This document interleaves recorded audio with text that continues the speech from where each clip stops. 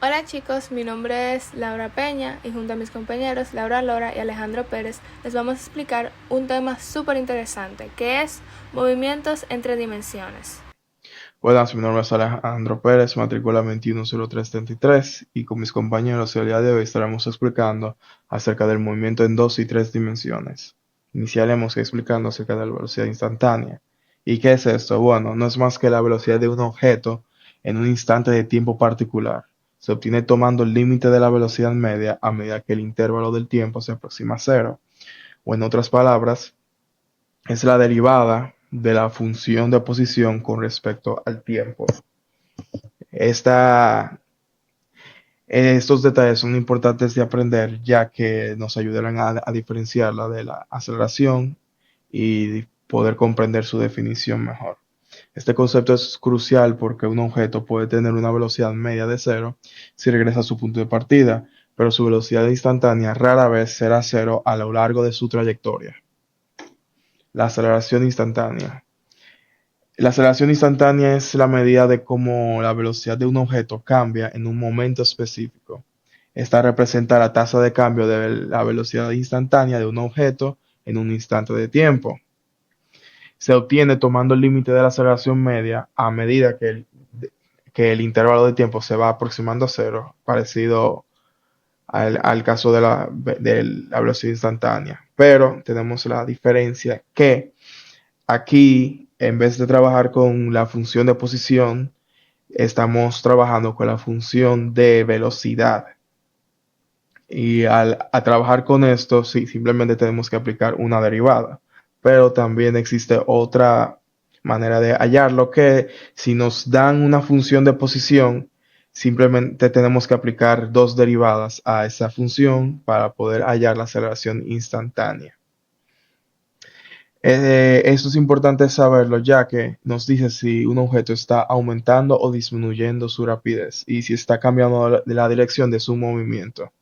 Un objeto puede tener una velocidad constante, pero una aceleración instantánea no nula si está cambiando de dirección. Ahora vamos a ver unos ejemplos brevemente.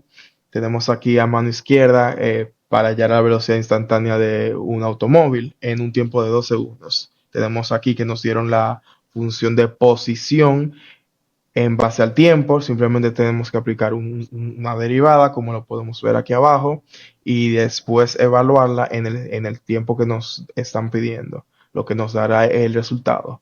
Tenemos aquí a mano derecha ahora para hallar la aceleración instantánea. Nos están dando una función de velocidad en base al tiempo. Lo que tenemos que hacer, como había mencionado antes, es simplemente hallar una derivada y después evaluarla en el tiempo que nos pide. Pero si nos dan en otro caso la función en base a posición, podemos hallar la aceleración. Simplemente que tenemos que aplicar dos derivadas y así podemos obtener la aceleración instantánea. Buenas, mi nombre es Laura Lora y les voy a estar hablando sobre el movimiento de un proyectil. Un proyectil es cualquier objeto que se lanza al aire y luego se mueve únicamente bajo la influencia de la gravedad. Es decir, después del lanzamiento no hay motores ni empujes que lo sigan moviendo, solo actúa la fuerza de la gravedad. Algunos ejemplos comunes son una pelota de béisbol, una flecha, una bala o incluso los fuegos artificiales si ignoramos el aire que los frena. Para entender cómo se mueve un proyectil, debemos dividir su movimiento en dos partes, una en el eje horizontal y otra en el eje vertical. En la dirección horizontal, el proyectil se mueve a velocidad constante porque no hay fuerzas que lo aceleren o frenen en esa dirección. Esto es si no consideramos el aire. En cambio, en la dirección vertical, el objeto sube y luego baja, afectado por la aceleración de la gravedad, que siempre va hacia abajo y tiene un valor de aproximadamente 9.81 metros por segundo al cuadrado. Cuando juntamos estos dos movimientos, el resultado es una trayectoria curva en forma de parábola. Para analizar un proyectil usamos varias variables importantes.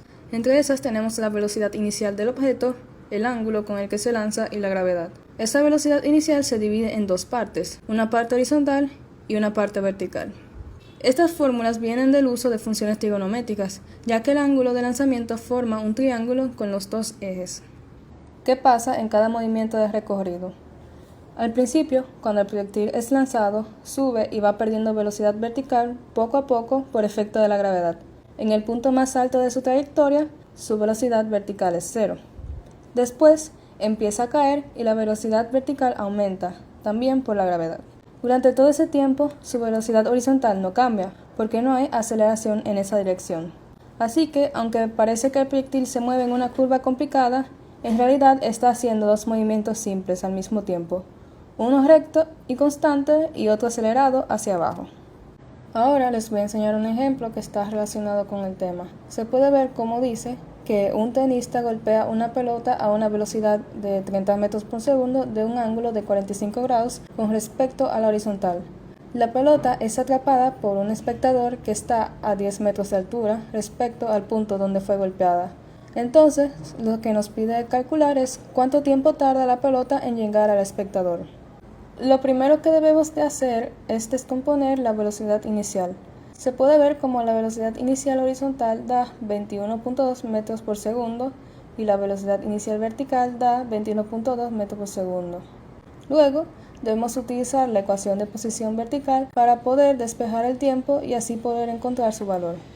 En la fórmula se puede ver como la altura máxima es 10 metros, la altura inicial es 0, la velocidad inicial vertical es 21.2 metros por segundo y la gravedad es 9.81 metros por segundo cuadrado.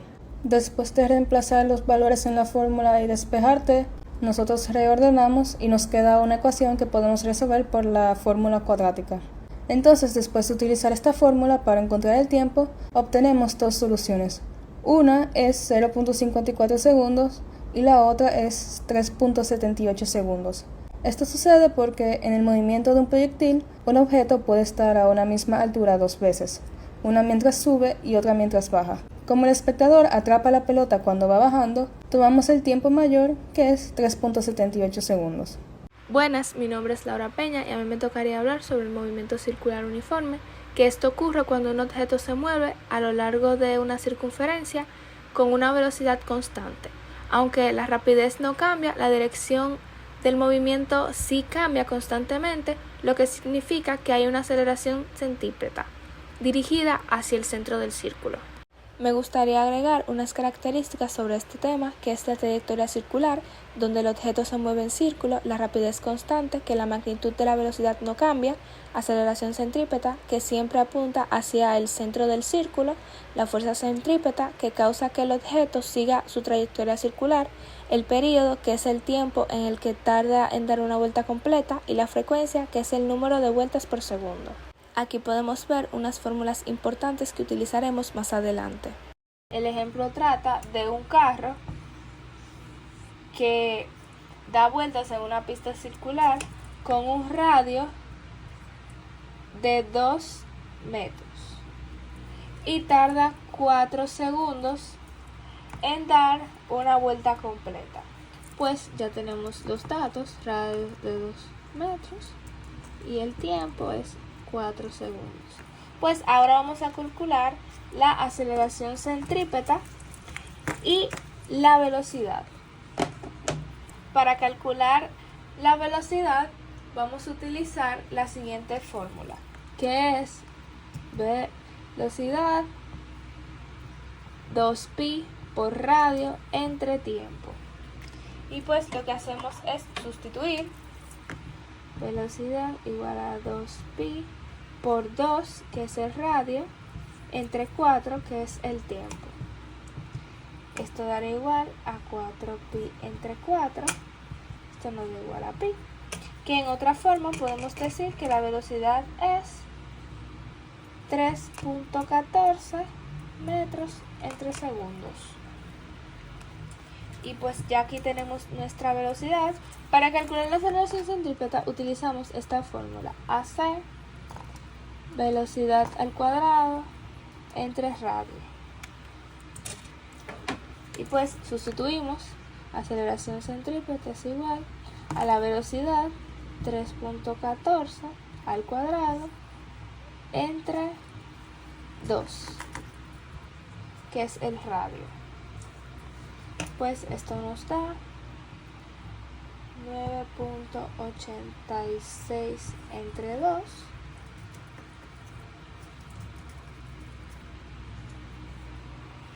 Y como resultado, la aceleración centrípeta nos da 4.93 metros entre segundo al cuadrado. Y pues ya aquí tenemos nuestra aceleración centrípeta.